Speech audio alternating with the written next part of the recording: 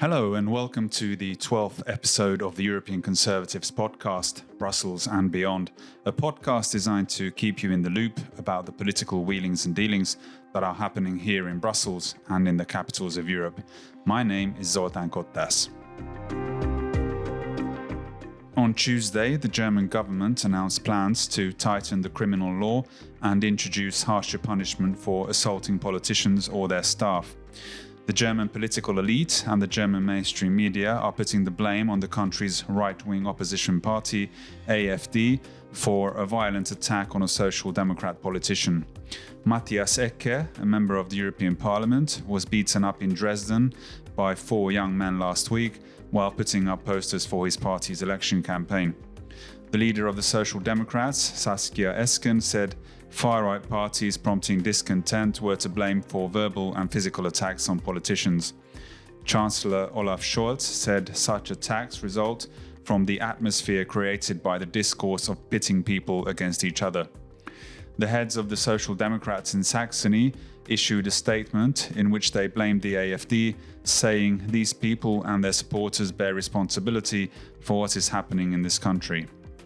The statements were made despite no clear motive for the attack and no connection between the perpetrators and the AfD. In fact, it is the members of the right-wing party that have suffered the most physical violence. Last year, there were 86 such instances, yet the mainstream media in Germany is unwilling to report about such cases or are diminishing their importance.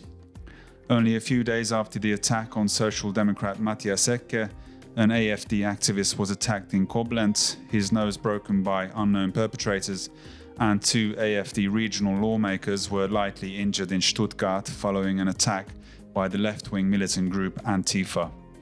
The political elite has been alarmed by the rise of the AfD, which is now the second strongest party according to opinion polls. The party has been subjected to politically biased investigations by the country's intelligence services, and there have been calls by governing parties to ban the AfD. France's Minister of the Interior, Gérald Darmanin, has announced he wants to fight back against the Muslim Brotherhood, a transnational Islamist organization whose membership has grown from 50,000 in 2019 to 100,000 members. As my colleague in Paris, Alain Delauzon, writes, the Brotherhood's influence is continuously growing in France. In 10 years, the proportion of Muslim women wearing the headscarf has doubled. Cultural Islamization can be witnessed in the growing prominence of Muslim clothing, such as the abaya, in the growth in halal trading, and much more. President Emmanuel Macron has commissioned 2 senior civil servants to produce a report on political Islamism and the Muslim Brotherhood, to be submitted in the autumn. According to the government, Islamist separatism is a theorized politico-religious project characterized by repeated departures from the principles of the Republic aimed at building a counter-society. The Muslim Brotherhood plays a major role in disseminating the system of thought. Weekly newspaper Le Journal du Dimanche believes the report to be useless, but nevertheless necessary to convince public opinion and decision-makers of the need to act. The dissolution of the Muslim Brotherhood is already presented as impossible because the organization does not formally exist. Nevertheless, its shadow hangs over many structures and organizations present on French territory. The ruling centre-right Austrian People's Party announced that DNA tests and other measures would be used to filter out migrants who are abusing the family reunification scheme. According to current Austrian law, anyone granted protection status in Austria is usually allowed to bring their immediate family with them. The Interior Ministry recorded 6,900 asylum applications in the first 3 months of 2024, nearly half of which were filed by migrants who obtained an entry permit as a part of a family reunification scheme. The figure was 16% for the whole of 2023, revealing that family reunification is increasingly used by migrants as a way to establish themselves in Austria. According to Interior Minister Gerhard Karner, to prevent abuse of the lax family reunification system, DNA tests will be utilized much more frequently and at the slightest suspicion of fraudulent activity. Increasingly comprehensive background checks on family members are also expected. The People's Party has lost many of its supporters since coming to power in 2020 and is expected to come third at this year's parliamentary elections. Opposition Liberal Party NEOS believes that the recent announcement on stricter migration policies are nothing more than populist election campaign noise. Another opposition party, the right-wing anti-immigration FPÖ, which is set to win the elections with around 30% of the votes, countered the People's Party's proposal, saying they would reduce the family reunification quota to 0 if they were elected into government. A group of European Union member states are demanding that instead of housing asylum seekers on EU soil while assessing their claims, the EU should transport them to facilities in third countries. According to media reports, member states are unhappy about the EU's Migration Pact, which was recently adopted by the European Parliament, and they want to change how migrants are dealt with. My colleague Tamás Orbán has been reporting extensively on migration affairs. Tamás, which member states are we talking about and what is it they want? Well, yes, first of all, we don't really know who's actually supporting the initiative officially. We know that it's been launched together by the Czech Republic and Denmark. They are basically building a coalition of EU member states who would be demanding the Commission to update the border procedures in the upcoming Migration Pact. Their idea, which is, according to some sources, supported already by the majority of member states.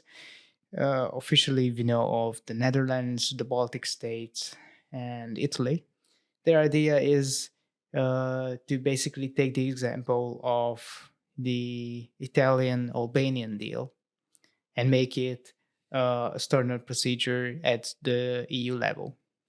What Italy does is that it unilaterally made an agreement with Albania to construct and maintain a couple of migrant reception facilities in the country, which could house up to 36 to maybe 40,000 migrants a year. The whole aim of the program is that avoid the kind of situation that we have now, is that asylum seekers enter the EU territory. Under the current rules, they cannot be really held in the reception facilities, and assessing the asylum claims can take up to weeks or even months. And in many of the cases, the migrants usually just disappear into the countries, and because of the borderless Schengen zone, they end up going in any other EU member country. So processing these claims outside of the EU would solve this problem, because if one of these migrants is rejected, then it's very problematic to deport them if they don't know where they are, right? So this Czech Danish initiative is trying to pressure the EU into adopting a similar system, but on a much larger scale, not just with Albania, but we would need, of course, a lot of other third countries to do this. And what's interesting about the whole thing is that it shows how different the position of governments and the parliament really is. The European Parliament, which just narrowly adopted this version of the pact, has been spending the past year arguing very strongly against this externalization of the asylum process. They said it's evil, it's inhuman, it's against human rights. They've been attacking the Italian deal. They've been trying to haul it to the European courts. And now we see that the majority of European countries, governments, which actually do hold a much larger democratic legitimacy, they are not only supporting this kind of measures, but actively asking for it. And what does this mean? Because we know that the Migration Pact, as you mentioned, was already adopted by the European Parliament, but the European Council, which is the body of governments, has still to approve it. So could this initiative by Denmark and Czech Republic come to fruition? Could the member states reject, veto, or modify the Migration Pact? Well, it's very unlikely that that this initiative would change anything so late in the process. The Migration Pact is expected to be finalized, adopted through qualified majority voting in the Council on May 14th. What we are talking about now, in case of this idea, is a much longer term project. It's the idea of updating the current pact starting next year or 2 or 3 years maybe. Yeah, actually, the Migration Pact, even if adopted, it would only come into effect by 2026. It's not the adoption, what's really interesting here, but the question of implementation. Many countries, several countries, have already said or at least hinted that they won't be implementing the pact in this regard, regardless of it's adopted or not. They're just not going to do it. And that's because there are two major problems with it. One is that it fails to protect the external borders, hence this Danish and Czech initiative. And the second is the so called mandatory solidarity mechanism. Either you accept your share of refugees, which can be any number if there's a so-called crisis situation, or you pay 20,000 euros per migrant into a common EU fund.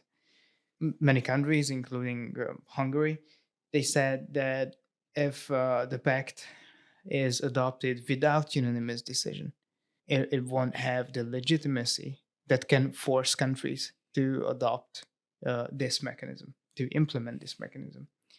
And interestingly, even Polish Prime Minister Donald Tusk, he said that Poland won't be accepting a single refugee under this plan.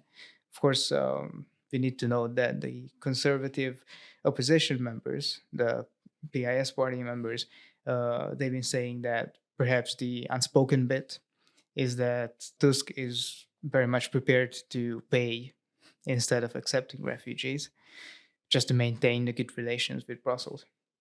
Regardless, the implementation will be very hard, and that's why the Commission already started threatening member states with legal action a couple of weeks ago.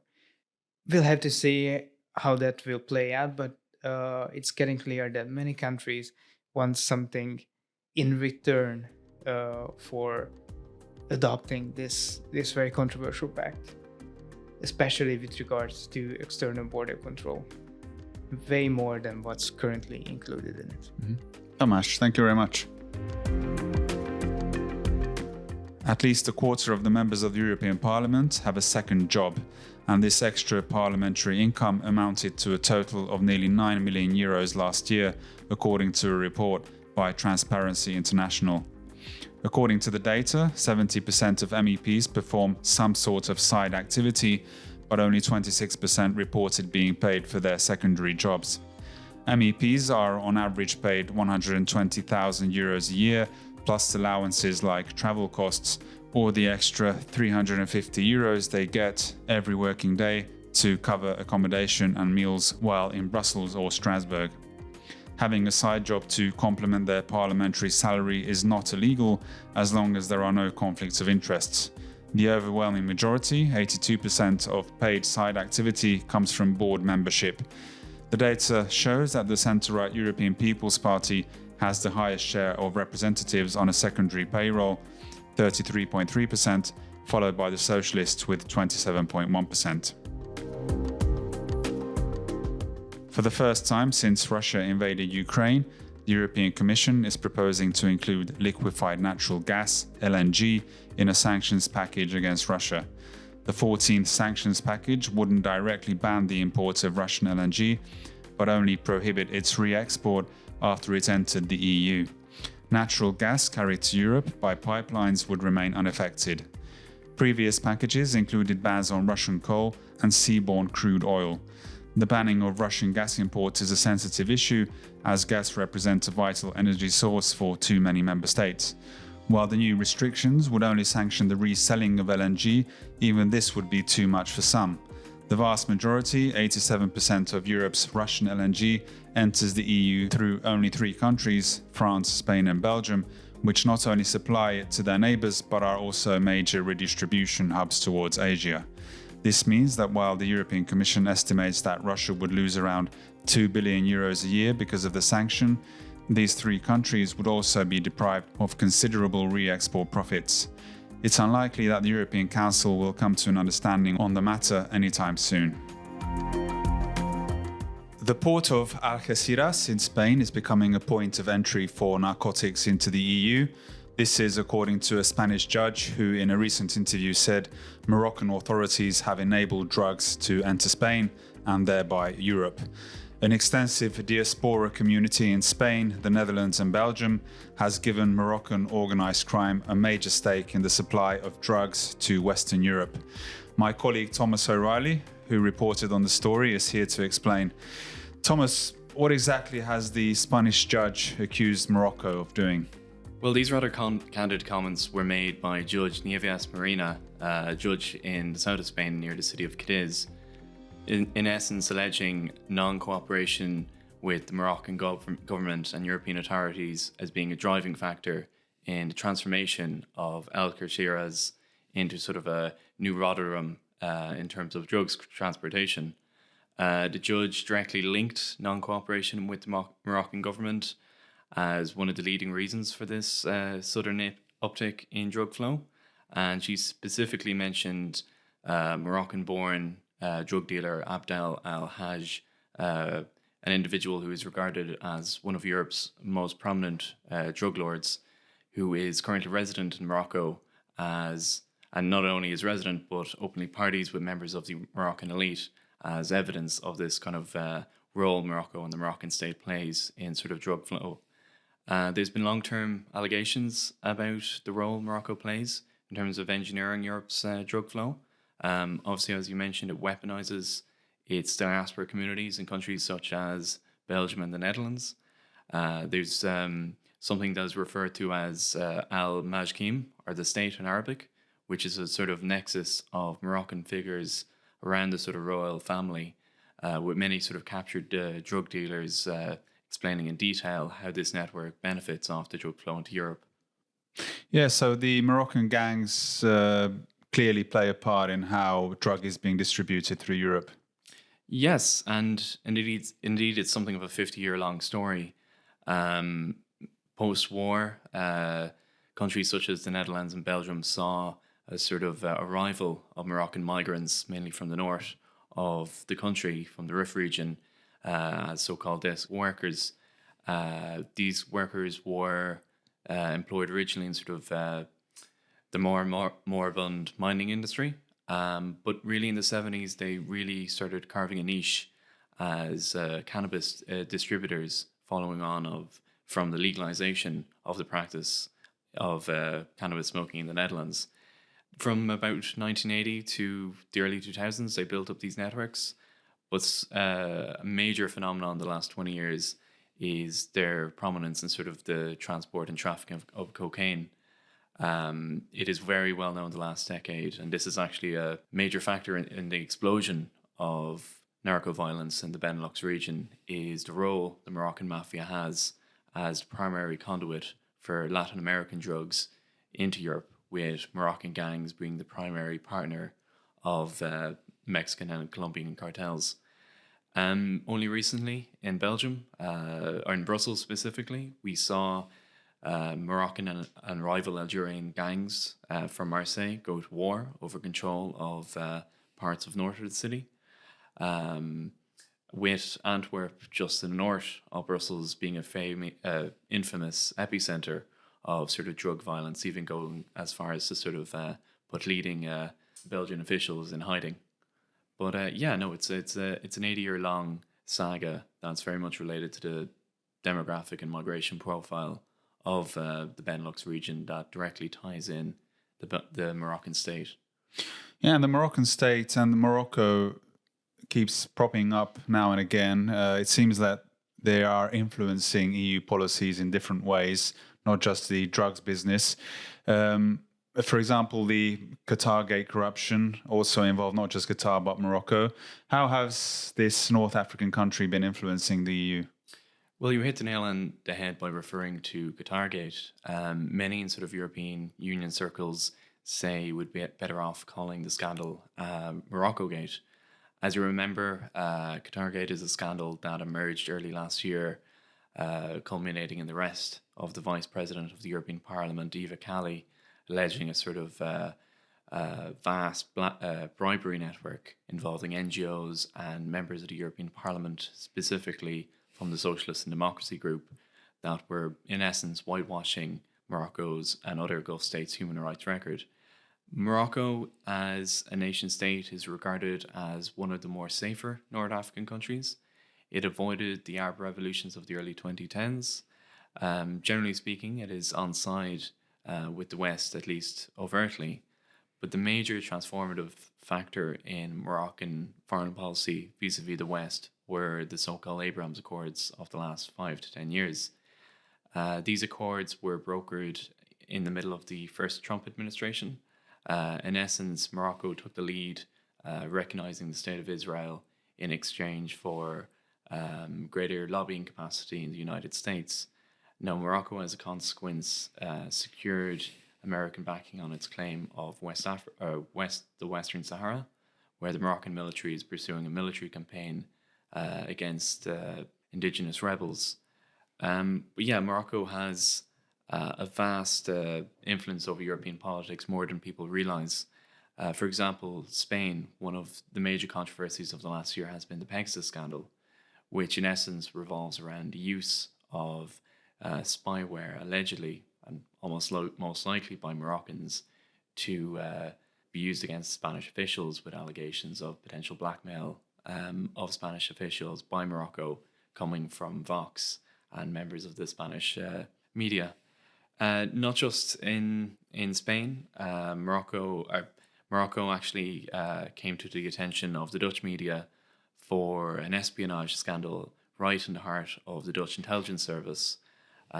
We've also seen in the recent weeks the heir to the Dutch crown, Princess Catharina Amalia, having to flee the Netherlands to Spain on account of direct threats made by the Moroccan mafia. But yes, it seems to be a general Western European phenomenon. Even in Brussels, we see the penetration of Moroccan narco-politics into local politics, with allegations that local figures that rely on sort of the Moroccan or Arab vote in this city rest on a sort of nexus of narco-politics and connections back to Morocco. But yeah, a very developing and under-acknowledged story. Thomas, thank you very much. In an interview for the European Conservative, Nicola Procaccini, a member of the European Parliament for the Conservative Brothers of Italy and the co-chair of the European Conservatives and Reformists group, says the upcoming European elections will bring about good results for the centre-right parties.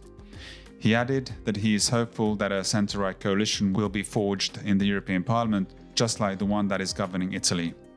However, he did not wish to elaborate on whether the European Conservatives and Reformists would be seeking an alliance with the more liberal European People's Party or the right-wing Identity and Democracy.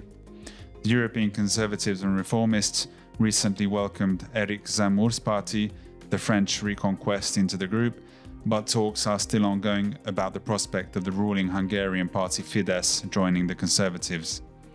He emphasized, and I quote, "After the elections, if Fidesz applies to join the group, we will discuss it with the other national delegations.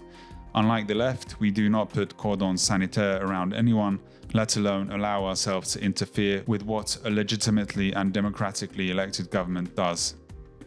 Of the European Union's Green Deal, which conservative parties have harshly criticized, Nicola Procaccini said, and I quote, "The European left does not want to preserve nature from the work of human beings, but simply to erase human beings from it, including farmers and fishermen who have lived and worked in nature for generations. We conservationists are ecologists because we consider it our duty to preserve our home in order to pass it on to those who will come after us." The result of the June elections will decide whether Europe will once again be a place of security, peace and prosperity, or it will become a war zone hit by uncontrolled illegal migration and by loss of economic competitiveness.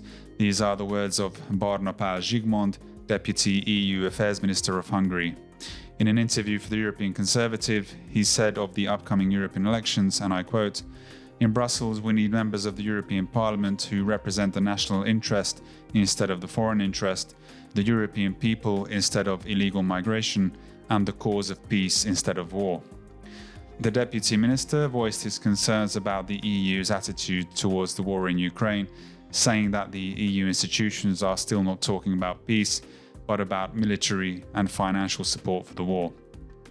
"I am sure that contrary to the globalist elite and the bureaucrats in Brussels, the majority of Europeans want peace," he said, adding that Donald Trump's potential victory in November's US presidential election could mean the strengthening of the pro-peace stance in both the United States and Europe. Of the EU's Migration Pact, recently adopted by the European Parliament, Barnabás Zsigmond said it is an open letter of invitation to illegal migrants. He added that Brussels does not want to curb illegal migration, but to spread it and finance it.